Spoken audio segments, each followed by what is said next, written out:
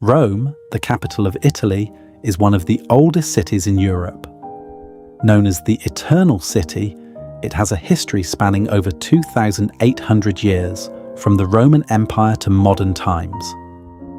Located along the Tiber River, Rome is home to iconic landmarks like the Colosseum and the Roman Forum.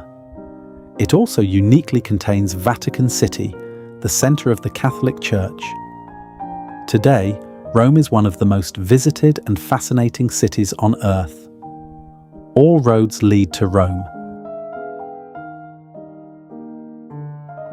Our tour today starts with the Roman Colosseum. The Colosseum is one of the most iconic landmarks of ancient Rome, located in the heart of the city just east of the Roman Forum. Built nearly 2,000 years ago, it remains the largest ancient amphitheatre ever constructed, and the largest still standing today.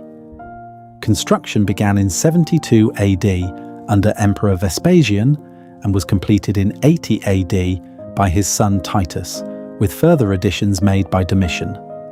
Together, these rulers were part of the Flavian dynasty, which is why the structure is also known as the Flavian Amphitheatre.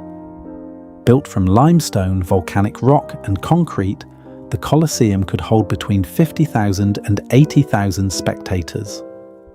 It hosted dramatic public spectacles, including gladiator battles, animal hunts, executions, and even staged sea battles. Today it remains a powerful symbol and reminder of Imperial Rome. It is one of the world's most visited tourist attractions and is recognized as one of the new 7 wonders of the world.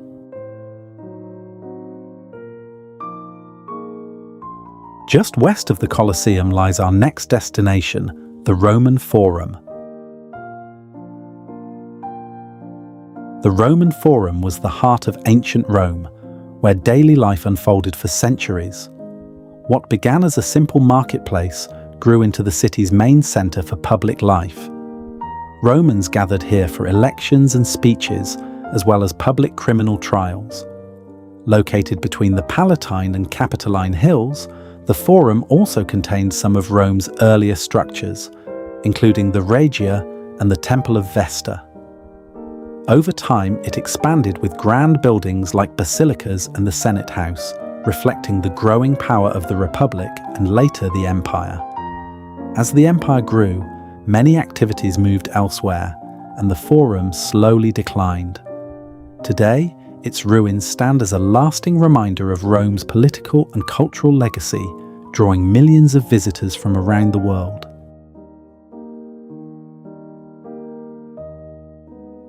Just beside the Roman Forum lies the palaces of the Roman emperors, our next destination, the Palatine Hill.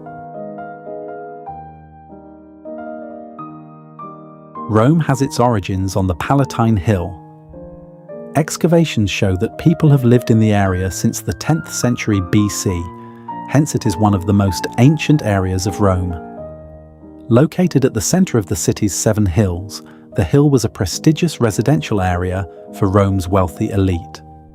It later became home to grand imperial palaces, beginning with Augustus and Tiberius. The modern word palace even came from Palatine Hill. The Palatine Hill overlooks the ruins of the Circus Maximus, where chariot races are held 2,000 years ago. Today, the Palatine Hill is an open-air museum where visitors can explore ancient ruins and artifacts that reveal Rome's early history. Just north of the Palatine Hill and the Colosseum lies our next destination, the Victor Emmanuel II National Monument. The Victor Emmanuel II National Monument, also known as the Vittoriano or Altare della Patria, is one of Rome's most striking national landmarks. Built between 1885 and 1935, it honors Victor Emmanuel II, the first king of a unified Italy. Located between Piazza Venezia and Capitoline Hill, the monument was designed by Giuseppe Sacconi as a grand public space. Its massive white structure features terraces, stairways, and a colonnaded portico, symbolizing unity and national pride. At its heart lies the altar of the fatherland, which also serves as the resting place of Italy's unknown soldier, giving the monument deep emotional and symbolic meaning.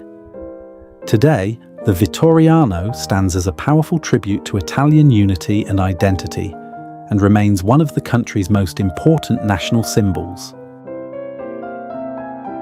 If we travel a mile west from the Vittoriano, we will find our next destination, St. Peter's Basilica in the Vatican City. St. Peter's Basilica is one of the most important and awe-inspiring churches in the world, located in Vatican City at the heart of Rome. Built during the Italian Renaissance, construction began in 1506 under Pope Julius II and was completed in 1626, replacing an older basilica from the time of Constantine the Great. Designed by renowned artists including Michelangelo and Donato Bramante, it is considered one of the greatest achievements of Renaissance architecture and is the largest church in the world by interior size. According to tradition, the basilica stands over the tomb of St. Peter, one of Jesus' apostles and the first pope, making it one of the holiest sites in Christianity. St. Peter's Basilica is a major pilgrimage destination where the Pope leads important ceremonies attended by thousands each year. Though often mistaken for one, it is not a cathedral, but it remains a powerful symbol of the Catholic Church and its history. Just east of St. Peter's Basilica lies our next destination, the Castle of the Holy Angel. Castel Sant'Angelo was built as a mausoleum for the Roman Emperor Hadrian in the 2nd century AD. Designed as a massive cylindrical tomb, it once held the ashes of Hadrian and later emperors. Over time, the structure was transformed by the popes into a fortress, serving as a refuge during times of conflict. There is an underground passage connecting it directly to St. Peter's Basilica.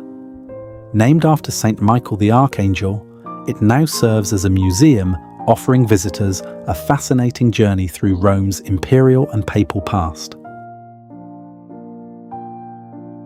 Just southeast of the Castle of the Holy Angel lies our next destination, the Trevi Fountain. The Trevi Fountain is the largest and most famous Baroque fountain in Rome. Designed by Nicola Salvi and completed in 1762, it stands over 26 meters high and nearly 50 meters wide. Built at the end of an ancient aqueduct called the Aqua Virgo, the fountain has supplied fresh water to Rome since ancient times. One of its most popular traditions is tossing a coin over your shoulder into the water, believed to ensure a return to the city. Every day, as much as €3,000 are collected from the fountain. Today, the Trevi Fountain attracts huge crowds from around the world, making it one of Rome's most photographed landmarks. Our next destination, the Pantheon of Rome, lies just west of the Trevi Fountain. The Pantheon is one of the best preserved and most influential buildings of ancient Rome. Originally built as a temple to all gods, it was rebuilt around 126 AD under Emperor Hadrian on the site of an earlier temple by Marcus Agrippa. Its design is remarkable, a circular structure topped by the world's largest unreinforced concrete dome with a central opening known as the oculus. Since the 7th century, it has served as a Catholic church, helping preserve it through the centuries. The Pantheon is also the burial site of important Italian figures, including Victor Emmanuel II. Today, it stands as a masterpiece of Roman engineering and a lasting symbol of architectural brilliance.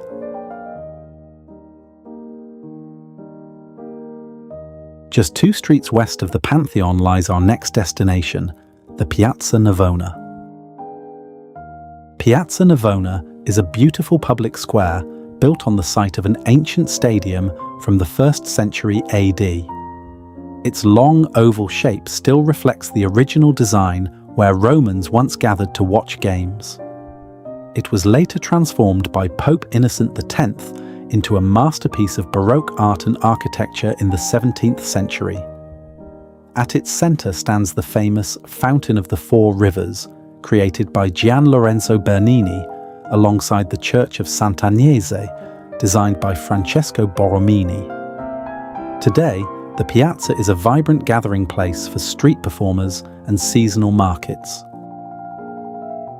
Northeast of the Piazza Navona lies our next destination, the Spanish Steps.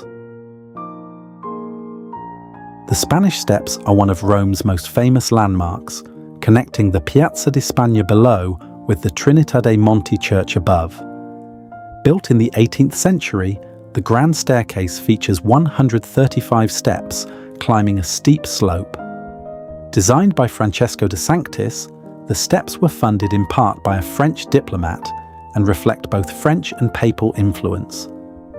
Over time, they became a popular gathering place for locals and visitors alike, admired for their elegant design and sweeping views. Restored several times, most recently in 2016, the Spanish Steps remain a symbol of Rome's beauty, though today, strict rules are in place to preserve them from damage and overcrowding.